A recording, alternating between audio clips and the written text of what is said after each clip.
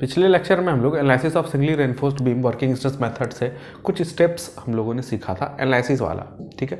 उस स्टेप्स में determination of the types of the section, किस तरह का सेक्शन है ये निकालने हम लोगों ने सीखा था, जहाँ पे वो अंडर रेनफोर्स सेक्शन है, ओवर रेनफोर्स सेक्शन है या फिर बैलेंस सेक्शन है, ठीक है। अभी तक का जो कंक्लूजन था, जो समरी है, वो कुछ इस प्रकार है कि गिवन एनालिसिस वाले दो तरह का प्रॉब्लम होता है, एक एनालिसिस और एक डिज़ाइनिंग। एनालिसिस वाला प्रॉब्लम का स्टेप्स हम लोग देख रहे थे, तो इसमें गिवन रहता है क्या क्या, थोड़ा सा प्रीव्यू देख लेते हैं पहले का। गिवन क्या क्या रहता है, dimension of the beam, be effective depth, बड़ी डेप्थ भी दिया रहेगा, ठीक है। उसके बाद area of steel, area of the steel आपको निकालना पड़ सकता है, ये दिया रह सकता है in the terms of number and dia.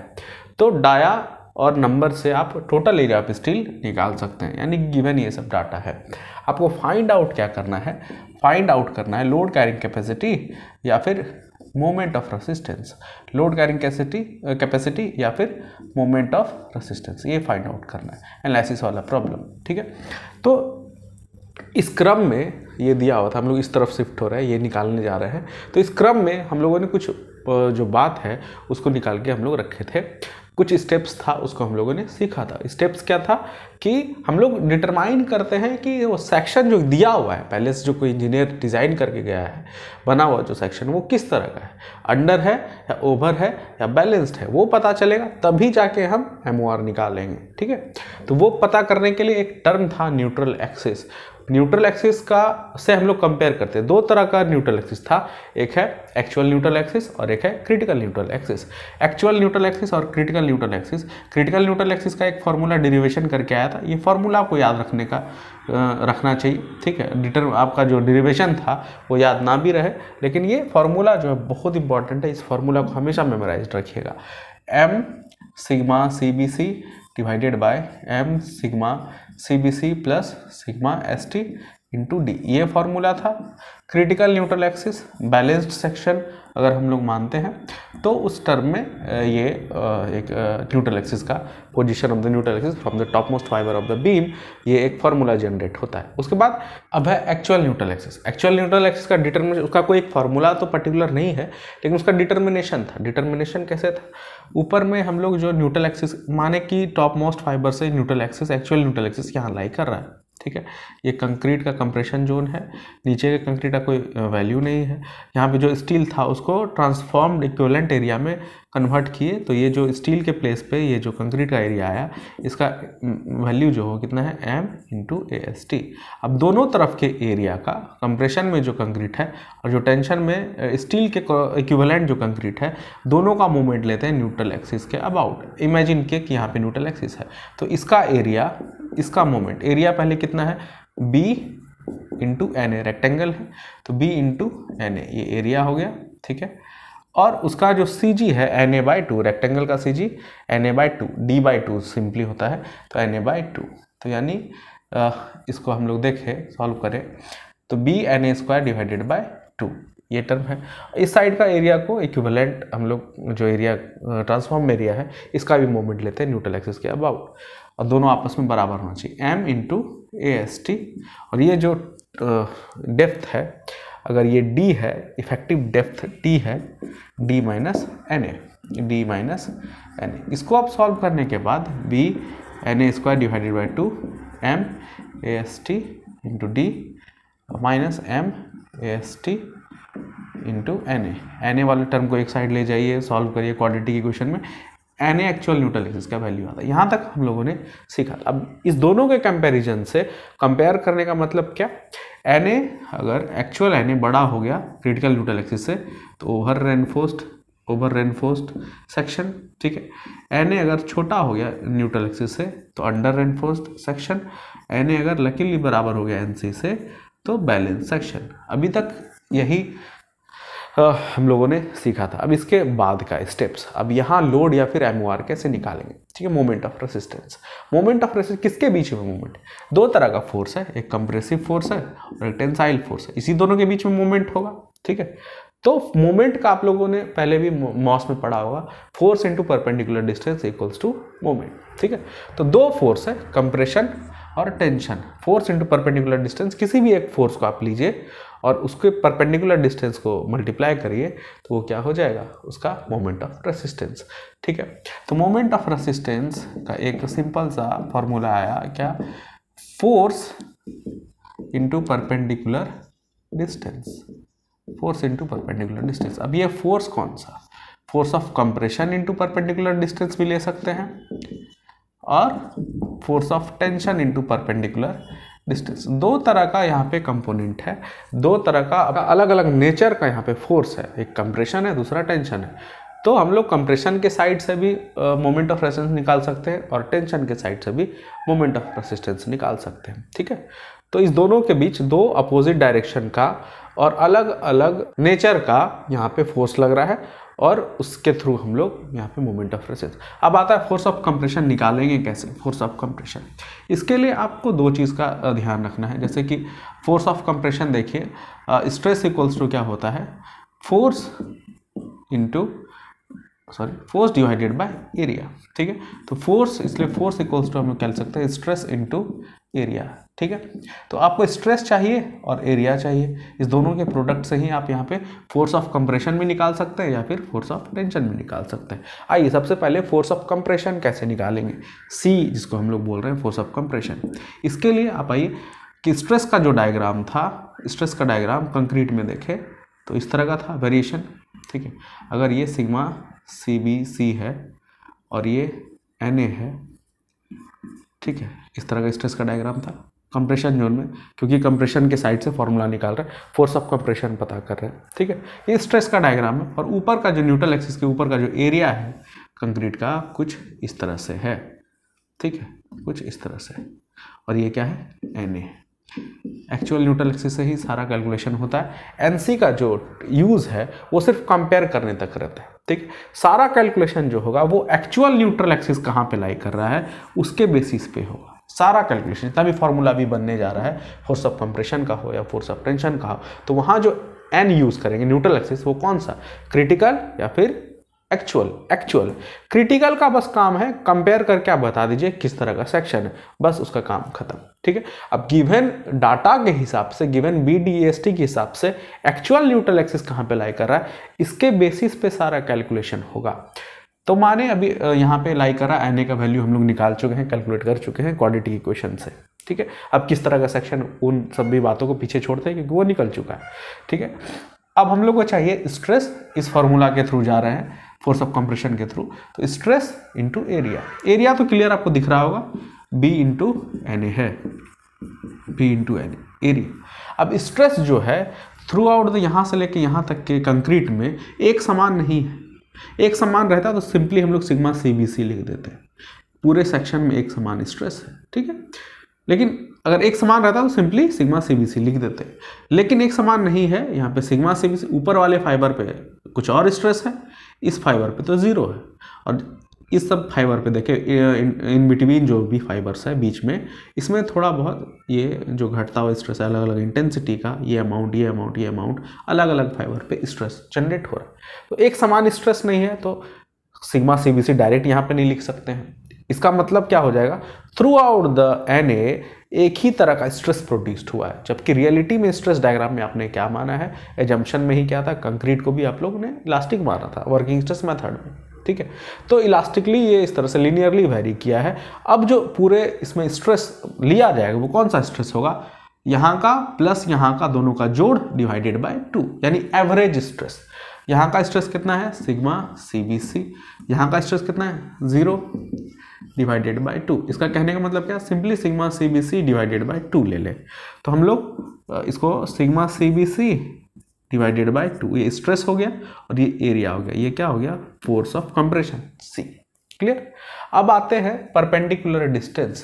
Perpendicular distance किसके किसके बीच, यहाँ जो फोर्स ऑफ कंप्रेशन, ये यहाँ से लेके यहाँ तक फोर्स ऑफ कंप्रेशन लग रहा है, उसको किसी एक पॉइंट से निरूपित करना हो, किसी एक पॉइंट से, जैसे यहाँ पे एक पॉइंट से निरूपित करना हो, तो वो कौन सा पॉइंट होगा, जहाँ पे जो स्ट्रेस है उसका CG, स्ट्रेस ये ट्रायंगुलर वेरी कर रहा है। ठीक है, तो ट्रायंगल का CG ऊपर से बेस से Na/3, एपेक्स से 2Na/3। ठीक है, स्ट्रेस डायग्राम का CG लेंगे, अब एरिया का CG नहीं लेंगे, एरिया से मतलब नहीं है। अब जो यहाँ पे एरिया एक समान है लेकिन ऊपर में ज़्यादा स्ट्रेस है, नीचे में कम स्ट्रेस है। ये वाला जो जोन है ये थोड़ा हल्का फील कर रहा होगा, और ये वाला जोन जो है ऊपर की तरफ का वो ज़्यादा स्ट्रेस ले रहा होगा। यानी कि फोर्स भी जो ज़्यादा कैरी कर रहा है ऊपर वाला पार्ट, ऊपर का कंक्रीट जो है वो ज़्यादा, कहीं ना कहीं इसका सीजी भी कहाँ शिफ्ट होता जाएगा, ऊपर होता है। ये एरिया का सीजी नहीं ले रहे हैं, ये फोर्स का सीजी ले रहा है। तो फोर्स कौन सा पार्ट ज़्यादा सह रहा है, ऊपर वाला पार्ट। तो ऊपर में कहीं ना कहीं इस पूरे जो फोर्स है ये लाई करेगा। एक पॉइंट से अगर निरूपित करना हो तो जो सीजी होगा वो स्ट्रेस डायग्राम का सीजी होगा, यानी ऊपर से Na/3 ये इसका सीजी। यहाँ पे जो दिखा रहा है इस तरह से एक फोर्स ऑफ कंप्रेशन और एक फोर्स ऑफ टेंशन, तो ये जो लाई कर रहा है ये कहाँ पे, Na/3, ऊपर से Na/3। अगर ये D है और ये डिस्टेंस निकालना है तो D माइनस Na/3, समझिएगा। अगर ऊपर से यहाँ पे पूरा रेनफोर्समेंट लगा है, अब नीचे का देखिए, ऊपर का कंक्रीट तो देख लिए, नीचे का रेनफोर्समेंट, यहाँ से फोर्स ऑफ टेंशन लग रहा है, ऊपर का कंक्रीट यहाँ पे फोर्स ऑफ कंप्रेशन लग रहा है, सी और टी दो तरह का फोर्स। और ये फोर्स ऑफ कंप्रेशन कहाँ से लग रहा है, Na/2 नहीं लेंगे, Na/3, क्योंकि एरिया का सीजी नहीं लिए, स्ट्रेस डायग्राम का सीजी लिए। ठीक है, इसके बारे में भी डिस्कशन हम लोग डिटेल किए। तो फोर्स ऑफ कंप्रेशन जो एक्ट कर रहा है वो टॉप मोस्ट फाइबर से Na/3। अगर ये डिस्टेंस इफेक्टिव डेप्थ D है, इफेक्टिव डेप्थ D है, टॉप मोस्ट फाइबर से सेंटर ऑफ द रेनफोर्समेंट, इसी को स्मॉल d माने थे, इफेक्टिव डेप्थ माने थे। अगर ये डिस्टेंस D है तो ये डिस्टेंस कितना होगा, D माइनस Na/3। Na/3 यहाँ से लेके यहाँ तक है, ये डिस्टेंस हो जाएगा D माइनस Na/3। क्लियर, ये हो गया आपका परपेंडिकुलर डिस्टेंस। इस परपेंडिकुलर डिस्टेंस का एक स्पेसिफिक नाम है, स्पेशल नाम है, इसको हम लोग बोलते हैं लीवर आर्म। ठीक है, लीवर आर्म। तो मोमेंट ऑफ रेसिस्टेंस का एक सिंपल सा formula, either force of compression की तरफ से चलते हैं तो force of compression into lever arm, force of tension की तरफ से चलते हैं तो force of tension into lever arm. ठीक है, अब दोनों में से कौन सा फॉर्मूला लगाना है इसके बारे में भी हम तुरंत आ रहे हैं। तो ये फोर्स ऑफ कंप्रेशन तो निकल गया, अब लीवर आर्म, इसे अगर मोमेंट ऑफ रेसिस्टेंस निकालना हो कंप्रेशन वाले फॉर्मूला से तो force of compression into lever arm, force of compression sigma CBC divided by 2 into B into Na into lever arm D minus Na/3। Clear, ये एक formula आता है मोमेंट ऑफ रेसिस्टेंस का, इसको मेमोराइज करिए और हमेशा माइंड में रहना चाहिए कैसे डिराइव्ड हो क्या है। ठीक है, ये बहुत इंपॉर्टेंट, इसी पे सारा न्यूमेरिकल, अब जस्ट नेक्स्ट जो लेक्चर होगा उसमें हम लोग न्यूमेरिकल ही आएंगे वर्किंग स्ट्रेस मेथड से। तो ये जो फॉर्मूला है इसका बहुत यूज़ है, इस फॉर्मूला को समझना बहुत इंपॉर्टेंट है, कैसे सारा टर्म आया, इस टर्म का क्या मतलब है। ठीक है, Na कैसे निकालेंगे, Na का मतलब क्या है, सभी बातों को समझना बहुत ज़रूरी है। चलिए, ये तो हो गया मोमेंट ऑफ रेजिस्टेंस कंप्रेशन वाले फॉर्मूला से। अब आते हैं मोमेंट ऑफ रेजिस्टेंस टेंशन वाला फॉर्मूला से, टेंशन इनटू लीवर आर्म। तो फोर्स ऑफ टेंशन कैसे हम लोग निकालें, टेंसाइल फोर्स कैसे निकालेंगे इसको समझिए। यहाँ भी सेम लॉजिक है, स्ट्रेस इनटू एरिया। कौन सा stress, tensile stress into area. Tensile stress कहाँ प्रोड्यूस्ड हो रहा है, जहाँ पे स्टील लगा है। ठीक है, स्टील में मैक्सिमम परमिसिबल जो स्ट्रेस हो सकता है वो कि हम लोग क्या निकाल रहे हैं, ज़्यादा से ज़्यादा कितना मैक्सिमम कंप्रेशन सह सकता है, ज़्यादा ज़्यादा कितना मैक्सिमम टेंशन। यहाँ भी जो कंप्रेशन का निकाले ये एक्सट्रीम इतना ही कंप्रेशन सह सकता है, ये जो फोर्स है वर्किंग स्ट्रेस मेथड में, इससे ज़्यादा लोड ही नहीं ले सकता। तो ये maximum compression carrying capacity in working stress method वो निकाल रहा है। ठीक है, अब टेंशन के फॉर्मूला से भी जाएंगे, जो स्ट्रेस मैक्सिमम परमिसिबल स्ट्रेस जो यहाँ पे है वो कितना इस स्टील में हो सकता है, सिग्मा ST के बराबर। ठीक है, और एरिया सिंपल सा, यहाँ पे एक ही लेवल पे सभी स्टील लगा है, एक ही लेवल पे है, ऐसा नहीं कि कोई ऊपर कोई नीचे, ऊपर नीचे होता तो स्ट्रेस का वेरिएशन होता। एक ही लेवल में स्टील लगा है तो सभी स्टील में जो स्ट्रेस होगा वो सिग्मा ST ही होगा। और स्ट्रेस इंटू एरिया, और एरिया कितना AST, यानी sigma ST into simply AST हम लोग कर दे तो ये फोर्स ऑफ टेंशन पता चल गई। ठीक है, यहाँ पे ये सारा एवरेज स्ट्रेस इसलिए करना पड़ा था क्योंकि कंक्रीट सिर्फ स्पेसिफिक एक पॉइंट पे नहीं है, एक रेंज में है, यहाँ से लेके यहाँ तक। यहाँ पे कुछ अलग स्ट्रेस है कंक्रीट में, यहाँ पे कुछ अलग स्ट्रेस है, इसीलिए एवरेज स्ट्रेस निकालना पड़ा था। लेकिन यहाँ पे स्टील जो है वो एक ही लाइन में लगा है, एक ही पॉइंट पे, देखिए सभी तीनों स्टील एक ही लेवल में लगा है और सभी में जो स्ट्रेस का वेरिएशन होगा वो एक समान होगा सिग्मा एस टी के बराबर, ठीक है। तो sigma s t into simply stress into area A s T किए तो फोर्स ऑफ टेंशन पता चल गया, ठीक है। अब मोमेंट निकालना हो टेंशन वाले फॉर्मूला से तो टी पता चल गया इंटू लीवर आर्म, किसी एक फोर्स को लीजिए इंटू परपेंडिकुलर डिस्टेंस को लीजिए, दोनों फोर्स एक साथ तो नहीं ले सकते, किसी एक फोर्स को पकड़िए, either force of compression either force of tension into perpendicular distance करेंगे तो क्या आ जाएगा, मोमेंट ऑफ रेसिस्टेंस।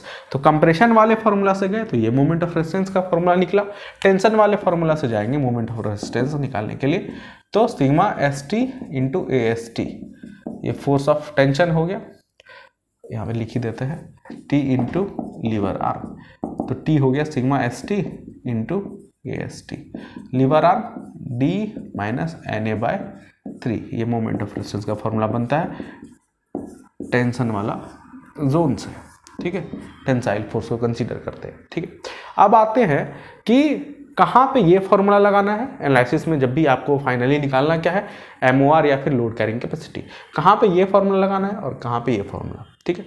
इसके पीछे एक लॉजिक है, उसको समझिए।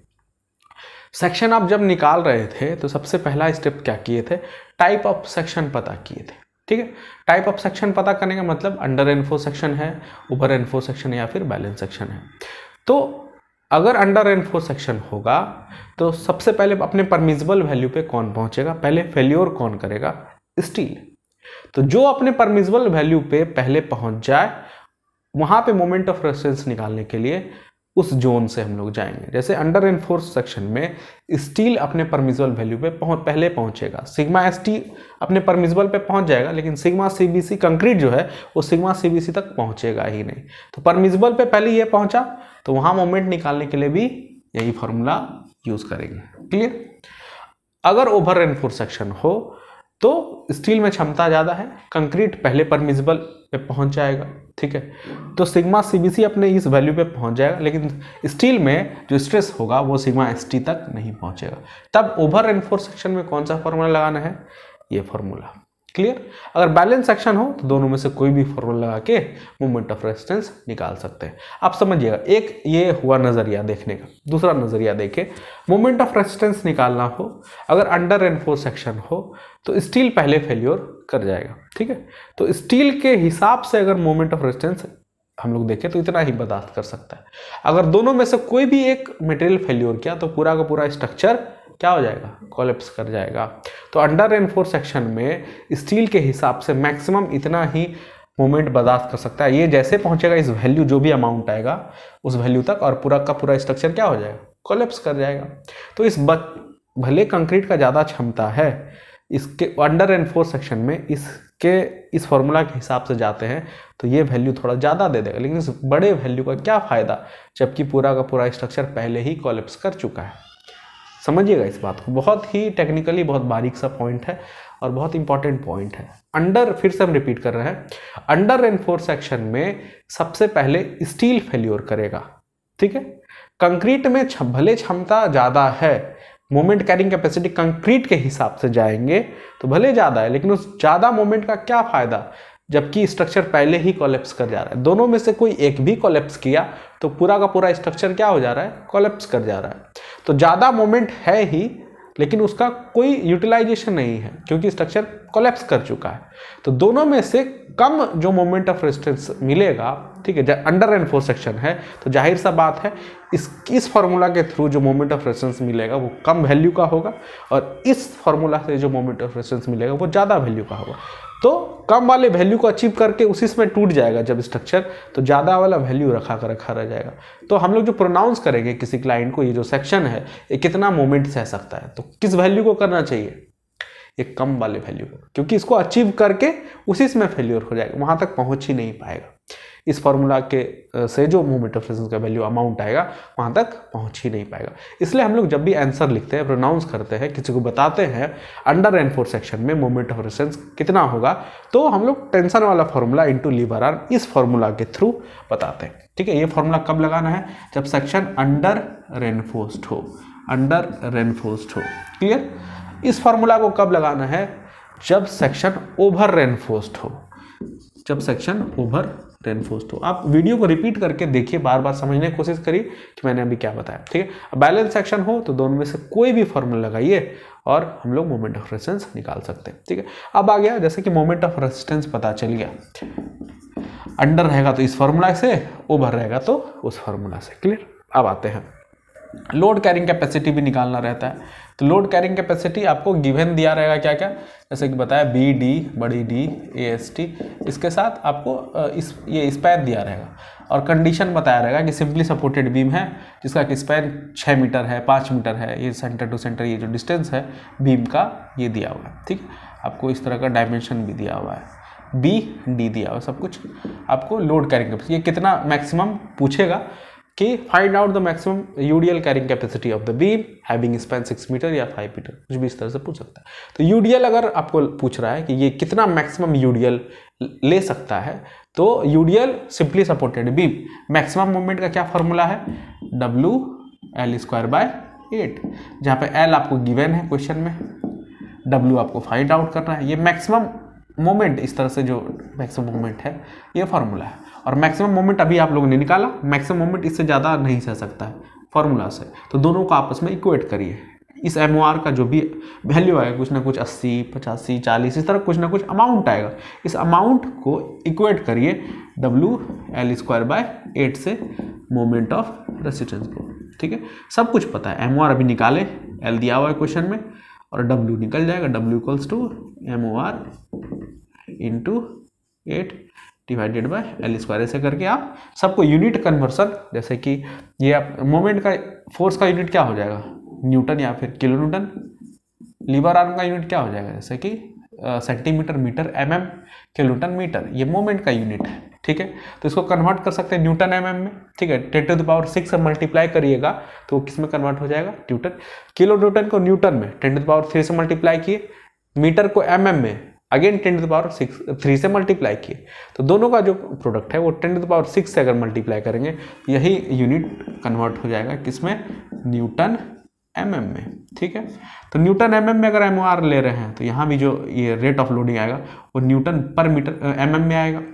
अगर किलो न्यूटन मीटर में ले रहे हैं तो यहाँ जो रेट ऑफ लोडिंग होगा वो किलो न्यूटन पर मीटर होगा, और L का भी वैल्यू जो लेना होगा वो मीटर में लेना होगा। अगर ये किलो न्यूटन मीटर में है तो L को भी मीटर में लीजिए, अगर ये न्यूटन mm में है तो L को भी।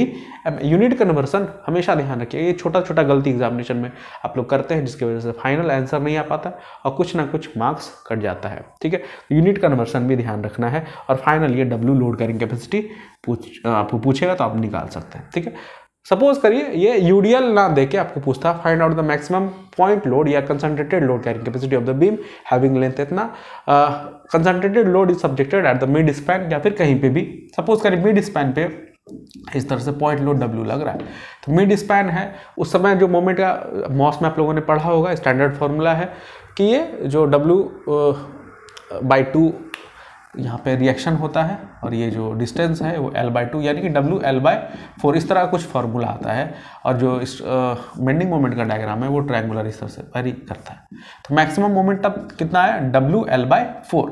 इस फार्मूला को इक्वेट करिएगा इस MOR से तो बड़ी W निकल जाएगा। क्वेश्चन जिस तरह से रहेगा उस तरह से फॉर्मूला लगाना है। क्वेश्चन में पूछेगा यूडीएल निकालिए तो इस फॉर्मूला का लगाना है। क्वेश्चन पूछेगा concentrated load maximum carrying capacity निकालिए तो इस फॉर्मूला लगा के इक्वेट करना है, ठीक है। तो ये जितना भी थ्योरी था एनालिसिस का हम लोगों ने समझा। अब नेक्स्ट लेक्चर में हम लोग आएंगे डायरेक्टली न्यूमेरिकल पे और बहुत सारे न्यूमेरिकल को हम लोग करेंगे और इस जितना भी डेरिवेशंस और फार्मूला जो है इसका एप्लीकेशन हम लोग वहाँ पे देखेंगे कैसे हम लोग यूज़ करते हैं।